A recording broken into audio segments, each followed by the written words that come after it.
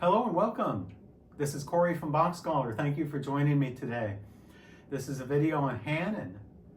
Yet another video on Hanon. It's a very important video because you saw in the thumbnail, if you saw in the thumbnail, there's an error in number 5 of Hanon. I mean, how could that occur? I mean, we've been playing Hanon for like well over 100 years, 150 years. Hanon has been played, and I'm talking about the first 20 exercises from the traditional Hanon book here, which I have in the Schirmer edition. Well, you know, this has bothered me for many years, but there's really nothing I could do about it because I didn't have anything published on it yet, but now I do. And I want to alert you to the fact that Hanon made a mistake in number 5, and nobody has corrected it until now. So I'm the first editor in history that, to my knowledge, okay, if you know any editor that has corrected this, please let me know in the comments. But I don't know. I searched, I couldn't find anything. Of all of the editions that exist of the Hanon exercises, all the various editions, not one to my knowledge corrects this error in number 5. But I do that in my new Well-Tempered Hanon book here. So I'll tell you about it right here. So in my preface in the Well-Tempered Hanon book, which I recently published, I discuss the correction of the error in number 5. And what I do is I go through all 20 exercises in part 1 systematically. And I discuss them systematically here in the preface.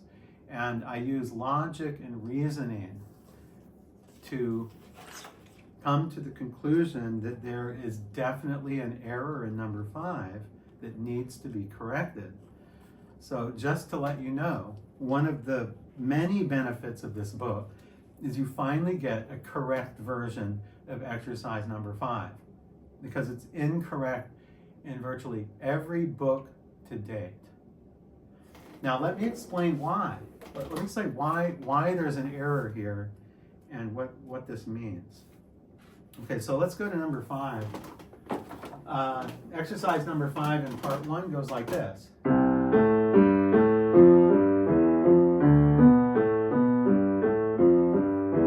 Now, for those of you that know the Hanon exercises, what Hanon does in the second section, after it ascends to the top, it goes up 2 octaves to the top. Then when it descends, what Hanon does is he reverses the direction, so he does it in inversion. So let me show you an example. Okay, the best example is number 1. So number 1 goes.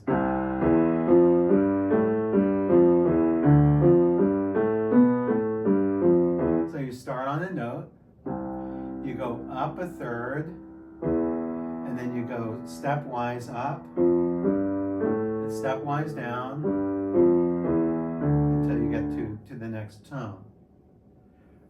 Okay, so when Hanon goes down, it goes, so you're skipping down a third, you go down stepwise, then you go up stepwise. So in other words, instead of going up and down, it starts from the top and goes down, and then it goes up. So now the original of number 5 is.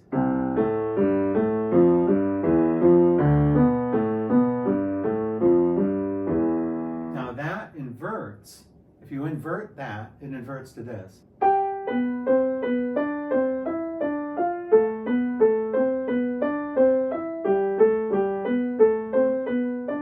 Once again, here's the original.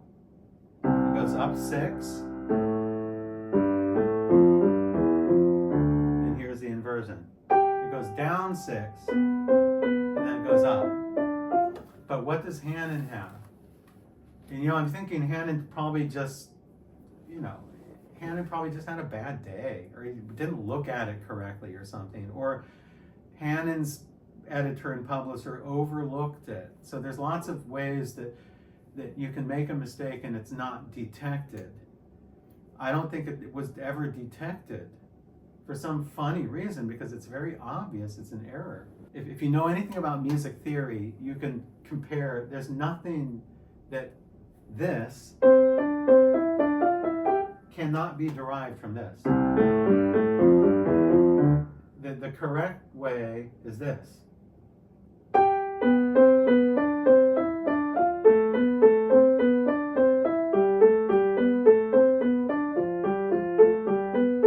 It's that, not this.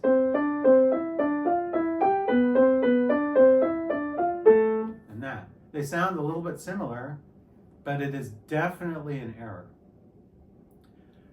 I wanted to bring that to your attention because I'm not aware of any books that do this. And part of my job as an editor of Bach Scholar editions is to be true and faithful and to figure out what composers really wanted. I think that 5 should be different. So in order to correct that, I've corrected it here in my Well-Tempered Hanon book. So, you need to go get the Well-Tempered Hanon and learn the correct notes for number 5. I'll see you in the next video, and thank you for joining me.